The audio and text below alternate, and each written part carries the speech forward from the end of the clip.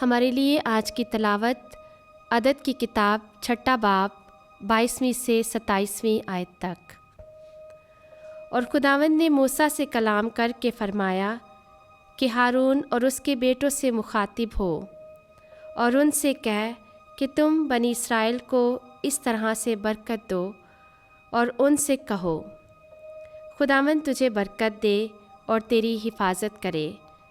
खुदावंद तुझ पर अपने चेहरे का नूर चमकाए और तुझ पर रहम फरमाए। खुदावंद अपना चेहरा तेरी तरफ मतवज्जा करे और तुझे सलामती बख्शे और मेरा नाम बनी इस्राएल पर पुकारें और मैं उन्हें बरकत दूंगा। पाक कलाम के पढ़े और सुने जाने पर खुदा की बरकत हो। खुदा का शुक्र हो।